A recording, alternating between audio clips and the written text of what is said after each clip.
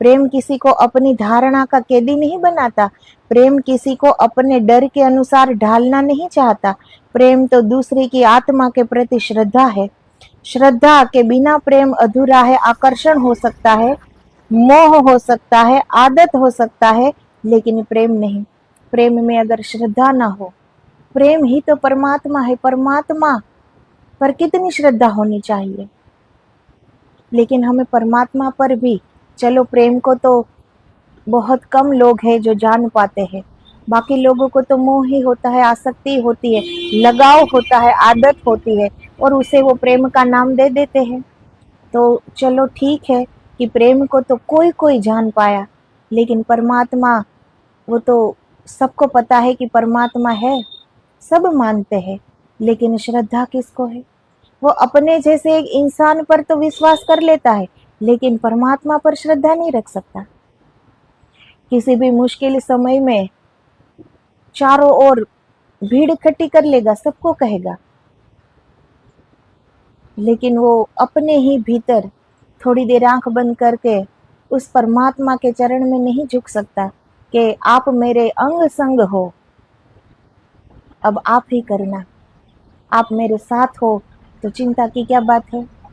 ऐसी श्रद्धा हम परमात्मा पर नहीं रख सकते, लेकिन हम शब्दों से बोल जरूर देते हैं कि हमारे अंदर जो आत्मा है वो ही परमात्मा है।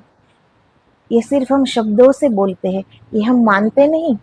अगर मानते तो वहीं झुक जाते ना, दूसरे की खोज समाप्ति हो जाती। कुछ कहने के लिए, मदद के लिए, जब पता लग जाता कि ईश्वर तो अंग संग हमारे अंदर बैठा हुआ है, तो कहना, जानना, पढ़ना, सुनना, ये बहुत अलग बात है, और इसे जीवन में उतार देना ये बड़ी दुर्लभ बात है। कह तो हम कुछ भी देते हैं कि प्रेम को जानते हैं, परमात्मा को जानते हैं, परमात्मा पर श्रद्धा है, लेकिन थोड़ा सा भी कठिन समय आए, कौन श्रद्धा रख पाया, कौन विश्वास रख पाया? चारों ओर दौड़ता है, भागता है अपने ही जैसे मनुष्य के पास, जिनकी अपनी ही कितनी कठिनाइयां है, वो खुद नहीं सोल्व कर सकता, हमारी कैसे करेगा? तो ये सिर्फ बोलने की बात नहीं है कि ईश्वर के प्रति हमें श्रद्धा है, होनी चाहिए श्रद्धा। वो विश्वास का नाम है, वो प्रेम का नाम है, वो पूर्ण समर्पण का नाम है। वो परमात्मा चारों ओर मौजूद है, उसे क्या नहीं पता, और वो क्या नहीं कर सकते। लेकिन हम अपनी ही शक्ति के अनुसार परमात्मा को नापेंगे ना। जितनी हमारी सोच होगी उतना ही हम परमात्मा को नाप सकते हैं ना। तो परमात्मा क्या नहीं कर सकते, उसके लिए क्या असंभव है। लेकिन तब हम अपने ही जैसे इंसानों के पास दौड़ते हैं अपनी समस्या को लेकर, लेकिन परमात्मा तक नहीं पहुंचा पाते हम कि उन्हें पता ही है वो मेरे साथ ही है। अगर उस समय अगर अंदर धीरता हो, अंदर शांति हो, तो हल अपने आप अंदर से मिल जाता है। हमारा चैतन्य हर पल हमें एक संदेशा देता है, वो हर मुश्किल का सामना करना सिखाता है, कहाँ पग धरना है वो भी बताता है। लेकिन हम बाहर के इतने कोलाहल तो सुन सकते हैं, लेकिन अपनी ही चैतन्य का आवाज हम अनसुना कर देते, सुन भी नहीं पाते, क्योंकि अपने से जुड़ाव नहीं है ना। इसीलिए ऐसा नहीं है कि भगवत प्राप्ति के लिए, परमात्मा प्राप्ति के लिए ही ध्यान की आवश्यकता है। संसारी के लिए भी, गृहस्थी के लिए भी, जीव मात्र के लिए ध्यान बड़ा आवश्यक है। थोड़ा अपने भीतर उतरो तो जो भी समस्या आएगी जीवन में, हम शांत रह पाएंगे, और शांति में ही समाधान मिल सकता है। अशांत मन में कभी भी कोई उत्तर नहीं मिलेगा। तो वो परम शांति की ओर जाने के लिए ध्यान बड़ा ही आवश्यक है। ऐसा नहीं है कि ये कोई साधु महात्मा का ही काम है कि ध्यान करो, ये सबके लिए आवश्यक है कि ध्यान करो, अपनी गहराई में उतरो, तो गहराई से सबको जान पाओगे, अपने को जान पाएंगे, और अपने को जब जान पाए तो दूसरों को भी हम जान पाएंगे। जितना हम अपने भीतर उतरेंगे हम उतना ही प्रेम कर पाएंगे। जगह बनाओ अंदर, आत्मा तक पहुंचो। तो प्रेम वो अपनी धारणा के अनुसार हम किसी को कैदी नहीं बना सकते। प्रेम तो स्वीकार करना सिखाता है, जैसे भी हो स्वीकार कर लिया। और अगर हमारा प्रेम इतना सच्चा हो, इतना अच्छा हो, तो अपने आप सामने वाले को बदल देता है। वो बदलना चाहेगा। कहने से कोई नहीं बदलता। कहने से अगर सब कुछ हो जाता तो दुनिया में हर अच्छी बात कही जा चुकी है ना। मुक्त होने की बात कही जा चुकी है, कोई बात बाकी तो नहीं रही। तो क्यों नहीं, सब क्यों नहीं कर पाते? तो कहने से कुछ नहीं होता, अपने संकल्प से होता है कि ये करना है तो होगा। तो प्रेम क्या है? वो दूसरों की आत्मा के प्रति श्रद्धा है कि जो दीपक हमारे अंदर जल रहा है, जो प्रकाश हमारे अंदर है, तुम्हारे भीतर भी मैं वो ही प्रकाश देख रहा हूँ। तो श्रद्धा बढ़ती है प्रेम में। लेकिन हम प्रेम में शरीर के अलावा कुछ देख ही नहीं पाते। या तो हम सामने वाले की भूल देखते हैं, या उनका शरीर देखते हैं, रूप रंग देखते हैं। इससे आगे हम बढ़ ही नहीं पाते, क्योंकि हम हमारे अंदर इससे आगे नहीं बढ़े ना। तो सामने वाले के अंदर हम कैसे देख पाएंगे उसके अंदर की झलक? जब हम जहाँ होंगे वहीं से सामने वाले को देखेंगे ना। जैसे हमारा स्वभाव होगा, जैसे हमारी सोच होगी, वैसे ही हम सोचेंगे ना कि सामने वाला ऐसा है। इसीलिए ध्यान के द्वारा हम जो जितना अपने भीतर उतरेंगे, जितना गहराई से हम अपने आप को जान पाएंगे, उतना ही हम सामने वाले को भी जान पाएंगे। तो फिर वो ही घर मंदिर बन जाएगा। जहाँ प्रेम की वर्षा हो वही घर मंदिर बन जाता है। जहाँ एक दूसरे को स्वीकार हो, स्वीकार की भावना आ जाए, फिर वहाँ कहाँ लड़ाई झगड़ा होगा। जो एक दूसरे भूल भी स्वीकार कर ले तो। अगर ऐसा उच्च प्रेम हो तो सामने वाला स्वतः बदल जाएगा, कहने की आवश्यकता भी नहीं रहेगी। जैसे सूरज सिर्फ रोशनी देता है, आदेश नहीं देता कि फूल को कि खिल जाओ। बारिश गिरती है, वो कोई पेड़ों को आदेश नहीं देता कि हरे हो जाओ। पेड़ अपने आप हो जाते हैं हरे। ये बारिश का प्रेम है, आदेश नहीं है। लेकिन एक सूखा पेड़ हरा भरा हो जाता है, बिना आदेश के स्वतः बदल जाता है रूप। तो जहाँ प्रेम की इतनी उच्च स्थिति हो, भावना हो कि सामने वाला सिर्फ दे रहा है, तो वो सामने वाला भी बदलने को राजी हो जाएगा, कहना भी नहीं पड़ेगा।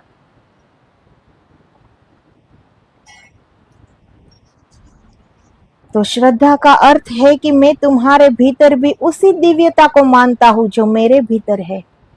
उसे ही श्रद्धा कहते हैं ना, कि तुम्हारी भी एक अलग यात्रा है। ईश्वर ने तुम्हें भी एक अलग जिंदगी दी है जीने के लिए। तुम भी जियो, तुम्हारी एक अनंत यात्रा है।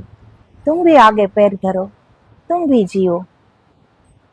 जो मेरे अंदर आत्मा रूपी जो परमात्मा विराजमान है, जो मेरे अंदर दिव्यता है, तुम्हारे भीतर भी मैं वो ही दिव्यता को नमन करता हूँ, देखता हूँ।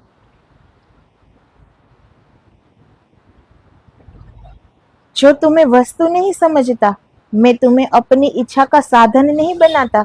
मैं तुम्हारी स्वतंत्रता, तुम्हारी यात्रा, तुम्हारी चुप्पी, तुम्हारे निर्णय, तुम्हारे समय का सम्मान करता हूँ। तो सामने वाले का भी अपनी जिंदगी में उसकी अपनी एक यात्रा है, उसका एक समय है, उसकी एक अपनी सोच है, अपना विचार है, अपनी जिंदगी है। तो वो सब मैं स्वीकार करता हूँ। अगर हम स्वीकार करेंगे तो सामने वाला भी हम जैसे है वैसे ही स्वीकार कर पाएगा ना। लेकिन हम ही उसकी भूले ढूंढते रहेंगे, हम ही उसे कैदी बनाते रहेंगे, तो सामने वाला भी ऐसे ही करेगा ना। इसलिए प्रेम में सिर्फ प्रेम काफी नहीं होता, वो प्रेम श्रद्धा बन जानी चाहिए, वो श्रद्धा प्रार्थना बन जानी चाहिए। और प्रार्थना बड़ी मौन होती है, प्रार्थना में परमात्मा घटित हो जाता है, उपलब्ध हो जाता है। तो प्रेम जब तक प्रार्थना न बन जाए तब तक तो वो प्रेम प्रेम है ही नहीं। चुप्पी हो या कोई उसे निर्णय लेना हो, अगर हम कह पाए कि तुम स्वतंत्र हो, प्रेम किया है, कैदी नहीं बने हो, तुम स्वतंत्र हो अपनी जिंदगी में, तुम्हारी चुप्पी, तुम्हारा निर्णय, तुम्हारा स्वभाव, तुम्हारा वर्तन, सब कुछ स्वीकार है मुझे। जहाँ श्रद्धा है वहाँ प्रेम धीरे धीरे गहरा होता है, जहाँ श्रद्धा नहीं वहाँ प्रेम जल्दी ही मांग, शिकायत और संघर्ष में बदल जाता है।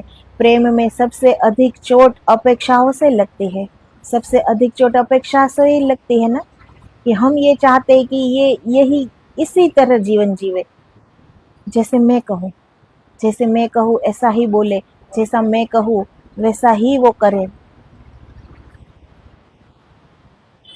यहाँ सबको स्वतंत्रता प्रिय है ना। अगर किसी को बांधोगे कितने दिन वो बंधन में खुश रह पाएगा।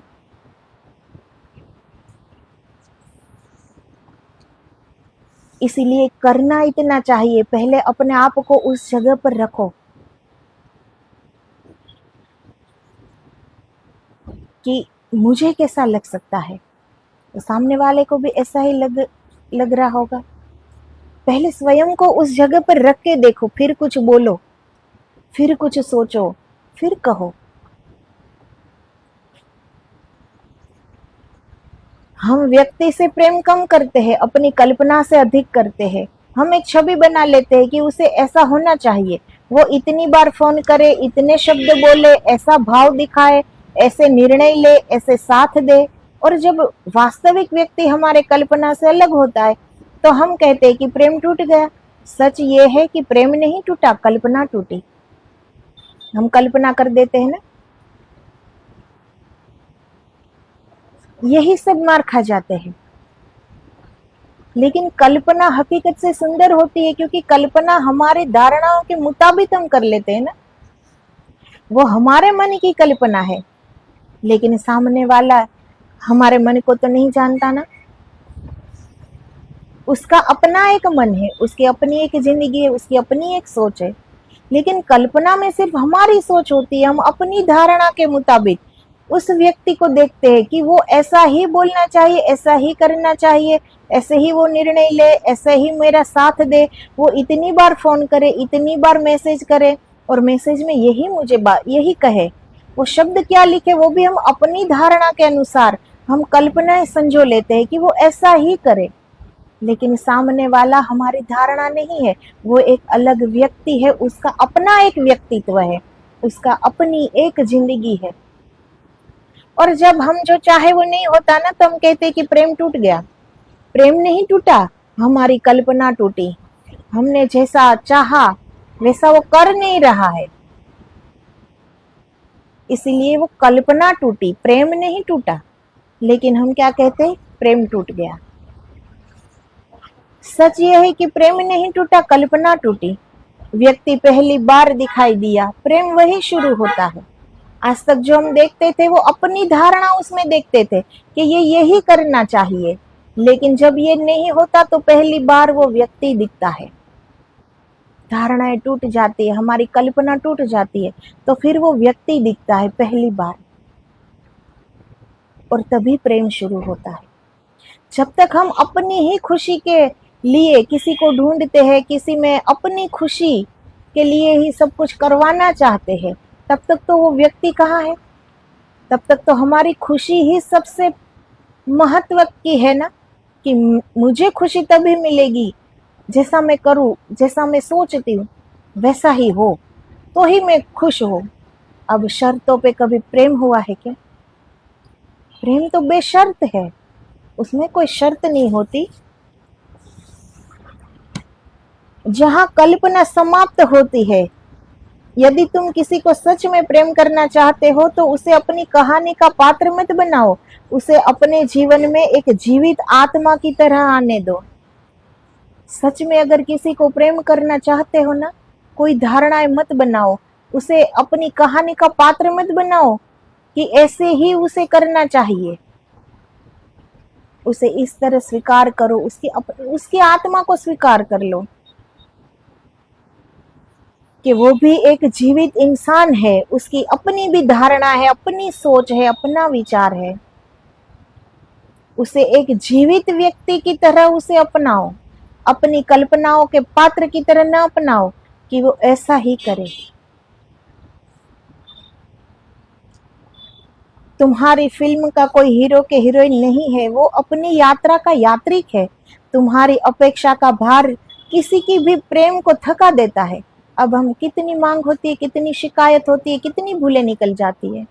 जब साथ में रहते हैं ना तो एक दूसरे की भूलें दिखाई देगी। वो भूल भूल नहीं होती, सिर्फ सबकी सोच अलग होती है, सबके बर्तन अलग होते हैं, सबके निर्णय अलग होते हैं, सबकी बात करने की एक ढंग अलग होता है, शब्द भी अलग होते हैं, सबकी सोचने के ढंग भी अलग होते हैं।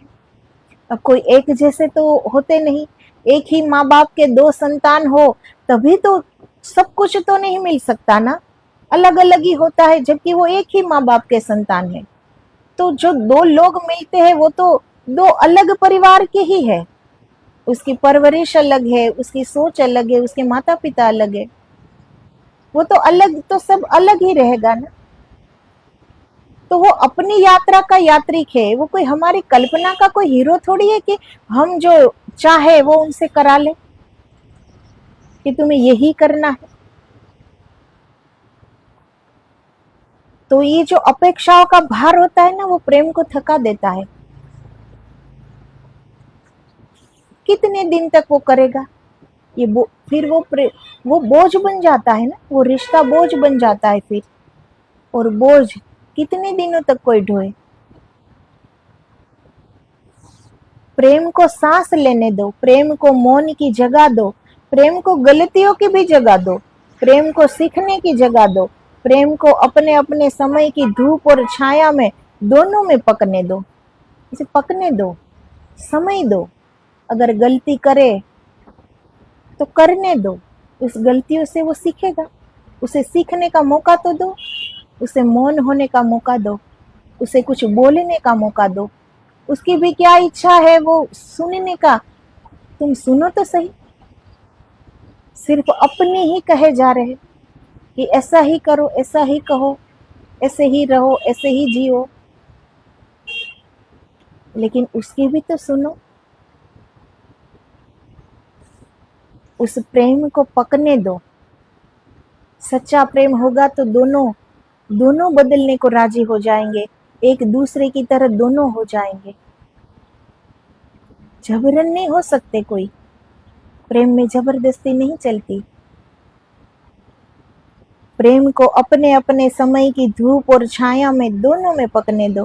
कई बार प्रेम आता है और हम तैयार नहीं होते हैं, इसीलिए वो चला जाता है। फिर हम कहते हैं भाग्य ने साथ नहीं दिया, लेकिन भाग्य केवल दरवाजा खोलता है, भीतर बैठने की तैयारी तुम्हारी होती है। यदि तुम्हारे भीतर बहुत भय था, तुम्हारा अहंकार बड़ा था, यदि तुम्हारी सुनने की क्षमता कम थी, यदि तुम्हारे पुराने घावों ने हर स्पर्श को खतरा समझा, तो प्रेम टिक नहीं पाया। तो प्रेम तो दस्तक देता है सबके हृदय में, लेकिन तैयारी हमारी नहीं होती। हमारी ही एक मालिक बन जाने की जो एक ख्वाहिश होती है ना, कि सामने वाला कोई मिल जाए जिस पर हम हुकूमत कर सके, वहाँ प्रेम नहीं टिक सकता। यहाँ हुकूमत नहीं करनी होती है, यहाँ तो समर्पण करना होता है। परमात्मा के सामने जिसे हम समर्पण करते हैं तो परमात्मा को पा लेते हैं। वैसे ही प्रेम में अगर समर्पण आ जाए तो प्रेम पा लिया जाता है।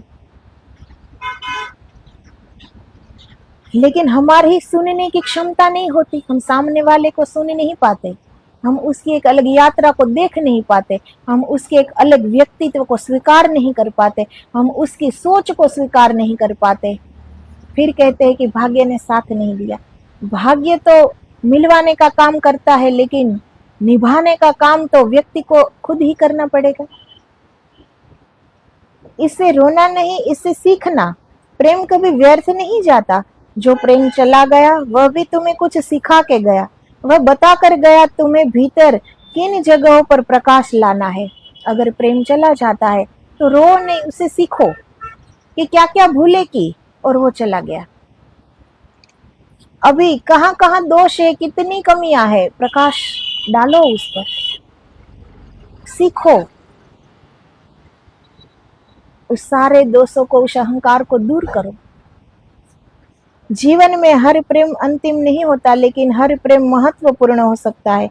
कोई तुम्हें धैर्य सिखाता है, कोई तुम्हें आत्मसम्मान सिखाता है, कोई तुम्हें प्रतीक्षा सिखाता है, कोई तुम्हें छोड़ना सिखाता है, कोई तुम्हें ये सिखाता है कि तुम कितना अधिक प्रेम कर सकते हो। प्रेम कोई एक व्यक्ति तक का सीमित नहीं होता। ये प्रेम कोई शरीर वाला प्रेम की बात नहीं हो रही है। प्रेम तो माता पिता का भी प्रेम होता है ना, भाई बहनों का प्रेम होता है, कुटुंब परिवार का प्रेम होता है, मित्रता का प्रेम होता है। प्रेम तो हर रूप में सुंदर है। हर प्रेम कुछ ना कुछ सिखाता है। माँ बाप के प्रेम देखो, जानो। आज की संतान क्या कहती है? माँ बाप जो करते हैं वो तो उनका फर्ज था, तो संतान की कोई फर्ज नहीं होती क्या?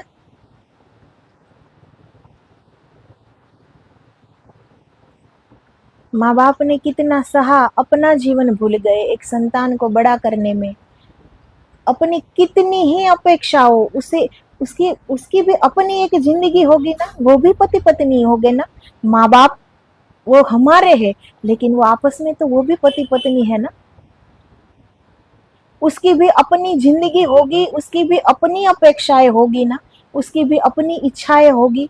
लेकिन संतान के लिए कितनी बार समझौता किया होगा जिंदगी में, हर पल का। क्यों? उसकी अपनी अपनी कोई खुशी नहीं होगी क्या एक दूसरे के साथ? क्या उनको समय की आवश्यकता नहीं होगी क्या एक दूसरे का? लेकिन सब कुछ छोड़ देते हंसते हंसते, और कभी कहते भी नहीं। उसे कहते हैं प्रेम। सिर्फ देना जानते हैं माँ बाप, कहना नहीं। वो कहते नहीं है कि क्या क्या समझौता किए, क्या क्या दिया।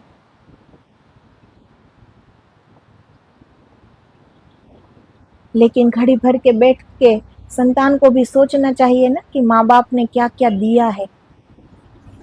ये कभी नहीं सोचते। 2 दिन का जो आकर्षण होता है ना, जो आसक्ति होती है, उसके लिए जीवन त्याग भी कर देते हैं। कभी नहीं सोचते कि माँ बाप को कैसा लगेगा, भाई बहन को कैसा लगेगा। क्यों? वो प्रेम प्रेम नहीं था क्या? 2 दिन का प्रेम ही प्रेम लग गया। तो प्रेम मरना नहीं सिखाता, प्रेम जीना सिखाता है। प्रेम सम्मान करना सिखाता है।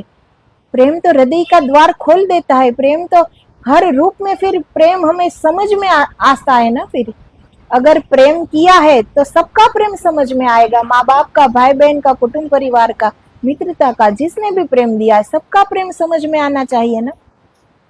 प्रेम कोई एक व्यक्ति तक सीमित तो नहीं होता कि ये मिला तो खुश, ये ना मिला तो मर जाए। तो दूसरे का प्रेम क्या था?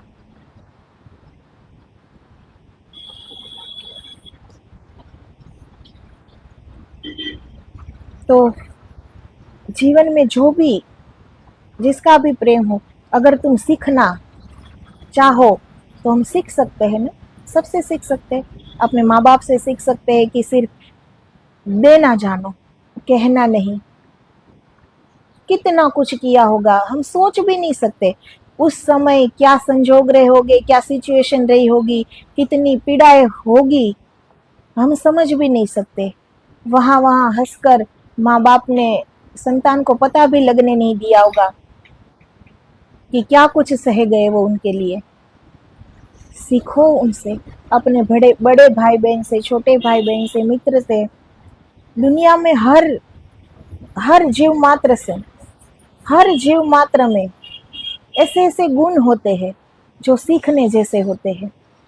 लेकिन ये जो हमारा अहंकार है ना, वो सीखने को राजी नहीं होगा कभी।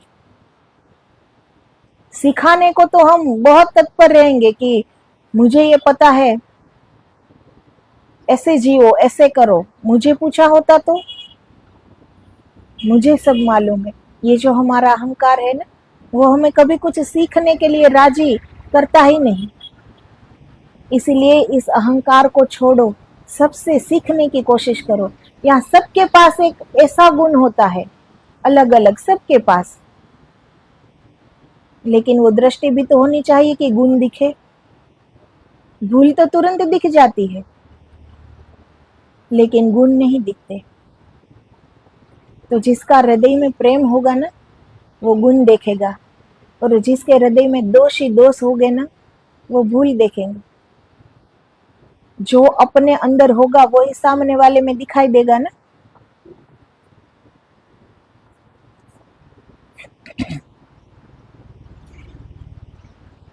कोई तुम्हें सिखाता है कि तुम्हारे भीतर अभी भी बहुत करुणा जीवित है, इसीलिए प्रेम को केवल सफलता और असफलता में मत मापो। जैसे मिल जाए तो हम कहते हैं ना सफल हुआ, नहीं मिला तो असफल हो जाए। प्रेम को नापो ही मत। वहां सफलता असफलता, वहां कोई व्यवहार नहीं हो रहा, कोई सौदा नहीं हो रहा, कोई व्यापार नहीं हो रहा। प्रेम तो हर रूप में कुछ ना कुछ तो सिखाता ही है, सीखना चाहे तो। प्रेम परीक्षा नहीं है, यात्रा है। जब प्रेम ब्रह्मांड की अनुमति से आता है तो उसके साथ एक गहरी सहजता आती है। उसका अर्थ ये नहीं कि संघर्ष नहीं होगा। संघर्ष हो गए, मतभेद हो गए, कठिन दिन हो गए, लेकिन भीतर एक धागा बना रहेगा।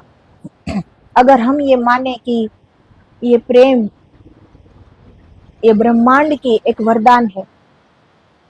ऐसा नहीं है कि प्रेम जहाँ होगा वहां संघर्ष न होगा, सब कुछ होगा वहां भी, लेकिन वो सम्मान, वो प्रेम, वो जिंदा रहेगा, वो धागा बना रहेगा। तुम दोनों बार बार संवाद की ओर लौटोगे, तुम दोनों इतने से अधिक समझने की कोशिश करोगे, तुम दोनों अपने अपने अहंकार को पकड़ के नहीं बैठोगे। जो हम पकड़ लेते हैं ना कि मैं ही सच कह रहा हूं, मैं जैसा कहूं वैसा ही करना पड़ेगा, तो प्रेम में अहंकार नहीं चलता। प्रेम में संवाद करो, अगर कुछ हुआ है तो बात करो। तुम दोनों के भीतर कहीं यह अनुमति रहेगी, यह संबंध केवल मेरी इच्छा नहीं, मेरी साधना भी है। तो ये इच्छा से परे, मांग से परे, अपेक्षाओं से परे, इस शरीर से परे जब होगा, तभी वो प्रेम साधना बन सकता है, और वही साधना प्रार्थना बन सकती है, और वही मौन प्रार्थना हमें परमात्मा तक ले जा सकती है। लेकिन अपने ही अहंकार में अगर हम अड़े रहे, कहीं नहीं पहुंचेंगे, कुछ प्राप्त न होगा। तो आत्मा तक जाने का सबसे बड़ा पर्दा यही है, हमारा मैंपन। और प्रेम में यही अहंकार गिर जाए जो, तो फिर हमारे और परमात्मा के बीच कोई पर्दा है ही नहीं, कोई दूरी है ही नहीं। अपना मैंपन गिरते ही जो शेष बचता है वही तो है परमात्मा। तो प्रेम से ही परमात्मा उपलब्ध हो सकते हैं। प्रेम में ही हम अपना मैंपन गिरा सकते हैं। प्रेम में ही हम अपना अहंकार गिरा सकते हैं। प्रेम में ही हमारा हृदय इतना विशाल हो सकता है। प्रेम में ही हमारी सोच इतनी विशाल हो सकती है। प्रेम में ही हम मांग से परे उठकर देना जानते हैं कि सिर्फ देना है, और प्रेम में ही हम स्वीकार करना जानते हैं कि जैसे भी हो स्वीकार हो। तो लौकिक प्रेम की बात नहीं हो रही है जो आंखों से, शरीर से, मन से हो, स्वभाव से हो। ये आत्माओं की बात हो रही है कि जो दिव्यता मेरे अंदर है, तुम्हारे अंदर भी मैं वो दिव्यता स्वीकार करता हूँ। जो परमात्मा मेरे अंदर है, तुम्हारे अंदर भी है, वो परमात्मा मैं स्वीकार करता हूँ। मेरी भी एक अलग जिंदगी है, तेरी भी एक अलग जिंदगी है, वो भी स्वीकार करता हूँ। तुम्हारी भी एक अलग यात्रा है, तुम भी स्वतंत्र हो, तुम भी मुक्त हो, मैं स्वीकार करता हूँ। तो प्रेम जब तक मुक्ति ना सिखाए, वो प्रेम प्रेम है ही नहीं। तो आगे अब कल के वीडियो में बात करेंगे। आदेश आदेश, जय गुरुदेव।